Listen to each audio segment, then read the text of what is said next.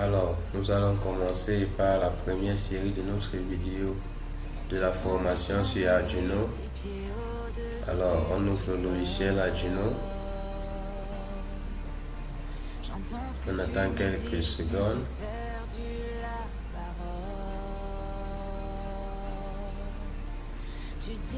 Voilà, c'est ouvert. Alors, on va commencer par présenter d'abord la barre de menu. Nous avons ici le menu fichier, l'onglet fichier qui permet de... Vous pouvez créer un nouveau fichier ici, ouvrir un fichier. Ici, ouvrez les fichiers récents, c'est-à-dire les dernières pages que vous avez eu à ouvrir. Alors là, on a quelques exemples qui viennent déjà avec le logiciel. Vous pouvez directement lancer un truc et essayer de comprendre. Nous avons à fermer, enregistrer. Si vous voulez sauvegarder votre document déjà enregistré au préalable, mais si c'est pour la première fois, il y a enregistré sous, il y a la mise en page, il y a l'impression, il y a la préférence. Dans les préférences, vous pouvez faire toutes les modifications concernant votre logiciel, sa plateforme, son aperçu et autres. Vous pouvez modifier tout ça ici à l'intérieur. Ok. Quand on entre ici dans édition, on a annulé, on a rétabli. Ça, c'est au cas où vous avez écrit un code et que vous avez fait une erreur, vous avez effacé un truc sans vouloir. Alors là, vous pouvez essayer de rentrer et annuler la dernière action. Copier, coller et autres, tout sélectionner. Donc, on peut tout trouver ce qui concerne l'édition ici. Là, nous sommes dans le croquis. Dans le croquis, vous pouvez vérifier ici. Ça, c'est lorsque vous avez écrit votre code et que vous voulez vérifier si il n'y a pas d'erreur. Vous allez entrer dans le croquis, taper sur vérifier ou alors sur CTRL R ou sur clavier. Pour téléverser, ça c'est pour envoyer au microcontrôleur. Téléverser avec un programmateur, ça c'est au cas où vous avez un programmateur qui lit les circuits AVR et autres. Exporter les binaires combinés, ça c'est si vous voulez travailler dans Proteus et que vous voulez le fichier .exe pour pouvoir mettre dans un microcontrôleur sur Arduino, sur Proteus, pardon. Vous allez exporter dans les binaires combinés pour avoir le fichier .exe. Alors, on a inclus la bibliothèque. On inclut la bibliothèque ici, là c'est au cas où vous voulez utiliser un module électronique. Tu quittes Arduino qui nécessite une bibliothèque. On verra ça par la suite. Vous devez entrer ici là pour pouvoir choisir la bibliothèque pour inclure dans le document ici, sur la forme ici. Ajouter un fichier, bon ça c'est ajouter peut-être une librairie qui est peut-être zippé ou bien autre. Alors quand on entre dans outils, on va voir formatage automatique. Je n'ai pas encore utilisé cette fonction. Réparer autre. Bon, ici on a le moniteur série. Le moniteur série nous permet de visualiser à travers les ports série de l'Arduino ou alors autre port, de lire les capteurs, de lire un capteur, la valeur d'un capteur sur un microcontrôleur. En fait, on peut simuler tout ici à l'intérieur, le fonctionnement du projet dont on veut monter. On peut simuler ça dans le moniteur série ici. Le tracé de série, bon ça c'est un peu comme je vais dire ça comment, un oscillogramme qui permet de tracer les courbes en fonction de ce que vous êtes en train de faire, ou bien des valeurs lues peut-être à l'entrée d'un microcontrôleur via les capteurs et autres. Ici là nous avons le type de carte, c'est très important. Lorsque vous connectez une carte, on sait qu'il y a les cartes Arduino Nano, Uno, Mega et autres. Vous allez tout voir les types de cartes qui existent dans la maison Arduino ici.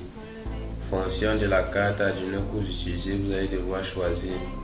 Nous particulièrement on utilisera soit le Arduino Uno, Nano ou alors le Mega. Ce sont les cartes qui sont les plus utilisées et vulgaires sur le marché. Alors le processeur, c'est de savoir quel est le microcontrôleur qui est sur votre système embarqué, sur votre carte électronique. Est-ce la ATmega 328P All Bootloader? Ça c'est pour les nanos et ça c'est pour une autre carte. Alors il y a aussi la partie du port qui est très importante.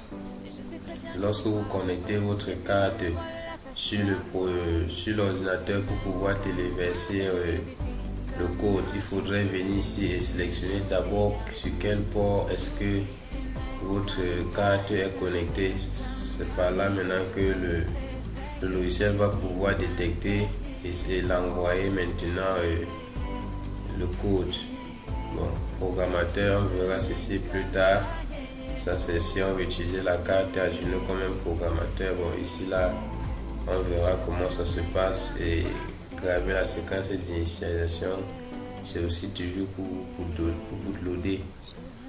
Bon, ici dans l'aide, vous avez l'aide pour débuter, environnement, dépannage et autres. Donc tout ce qui concerne l'aide en fonction de vos difficultés, vous pouvez venir ici là et regarder ce que vous voulez. Alors, si on revient maintenant ici sur la petite barre ici, ça c'est une barre de raccourcis en fait. Tout ce qui ici se trouve déjà dans ces fichiers-ci, dans ces différents onglets. Alors nous avons ici le raccourci vérifier qui permet de compiler en fait. Lorsque vous écrivez votre code, vous pouvez compiler ici là pour savoir si votre code n'a pas d'erreur syntaxique et autres. Ici là, ça permet de téléverser dans le microcontrôleur.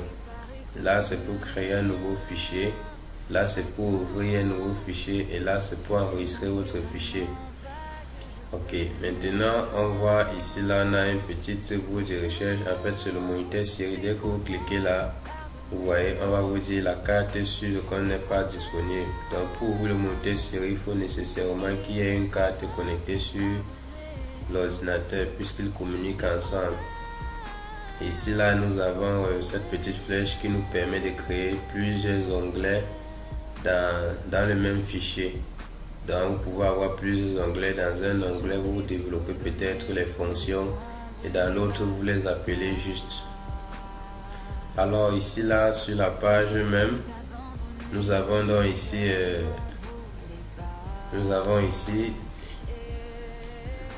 là où le code même doit être écrit. C'est ici là que tout le travail se passe. Alors ici en haut, avant le VoiceTop, c'est où on insère les bibliothèques, on déclare les variables, on déclare les préprocesseurs, les variables globales, il faut préciser, et les préprocesseurs et autres. Tout ça c'est ici. Dans le VoiceTop, on initialise les ports du microcontrôleur, c'est ici. On verra par la suite comment est-ce qu'on le fait. Donc c'est dans le VoiceTop qu'on initialise tous les ports du microcontrôleur et qu'on écrit des codes ou alors des instructions, on donne des instructions au microcontrôleur qui vont être exécutées une seule fois pendant le code. Donc tout ça c'est dans le VoiceTop. Maintenant dans le void loop, c'est la boucle principale. C'est la boucle principale, c'est ici à l'intérieur que le code même va être écrit. C'est ici que vous allez écrire tout votre programme pour gérer vos différents systèmes qui va être exécuté en boucle de façon indéfinie autant de fois que la carte est alimentée. Alors ici sera toujours en train de s'exécuter en boucle. Ici en bas vous allez voir c'est un espace qui vous permet de regarder tous les erreurs. Donc il vous permet de lire tout, c'est un peu comme un tableau d'erreurs ici. À chaque fois qu'il y a une erreur qui est commise, par exemple sur votre code et autres, lors de la génération lorsque vous voulez générer votre code dans votre microcontrôleur et qu'il y a un souci, c'est ici là que vous verrez toutes ces erreurs là. Et en fonction de ça, vous saurez où il y a problème. Si vous commettez des erreurs syntaxiques, c'est toujours ici que vous viendrez voir où est-ce qu'il y a erreur.